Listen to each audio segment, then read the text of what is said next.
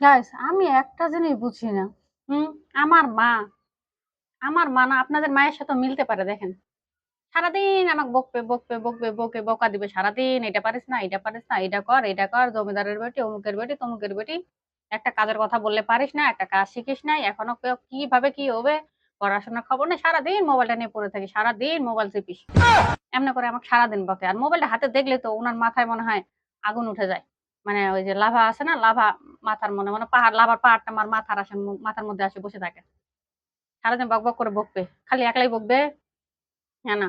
আশেপাশে চাচি, খালা, মামি, প্রতিবেশী যেই আসবে, আমি যদি সামনে গেছি বা আমার কোনোভাবে যদি ওদের গল্প করার সময় আমি ঢুকে পড়ছি বা আমাকে দেখছে, ওই যে দেখেন দি জমিদারের বেটিটা, এই যে দেখেন, কোনো কাজ নাই, কাম নাই, কিচ্ছু একটা কাজ পারে না, কিচ্ছু করে না। সারাদিন মোবাইলে নিয়ে পড়ে আছে, পড়াশোনার খবর নাই, ইত্যাদি, ইত্যাদি। কেন রে ভাই আমি কি করলাম, হ্যাঁ? আমি ভুল করে সামনে পড়ে গেছি দেখে এমনি বলা লাগবে? ভুল করে সামনে না পড়লে কিন্তু এগুলো বলতো না। এই হচ্ছে অবস্থা মায়ের। আমি যাই করি সব দোষ আমার মোবাইলের হয়। আমারও হয় সাথে। এই অবস্থা। এখন কথা হইছে এই কথাগুলাই যখন পাশের বাড়ির চাচির সাথে ঝগড়া লাগবে বা কারো সাথে তর্কাতর্কি হবে, লাগে। গ্রামের মানুষ ২-৪ দিন পর এর সাথে ওর সাথে কোনো না কোনোভাবে ঝগড়া লাগেই যায়।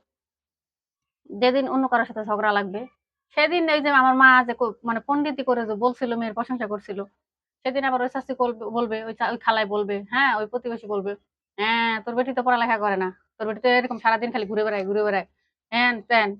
মা এই কথা আবার আরেকজনের যখন বলবে, তখন আবার আমার মার গায়ে লাগে। হুম, "কেন আমার বেটির কথা বলবি? আমার বেটি এরকম করলে তোর, এভাবে এরকম করলে, এটা করলে, সেটা করলে তোর কি? তুই খাওয়াস? তুই পড়াস?" মা আমি বুঝি না। এ কি? আজব লজিক না? আমি আমি আসলেই বুঝি না। আপনারা কিছু বুঝছেন? বুঝলে একটু কমেন্ট করেন তো।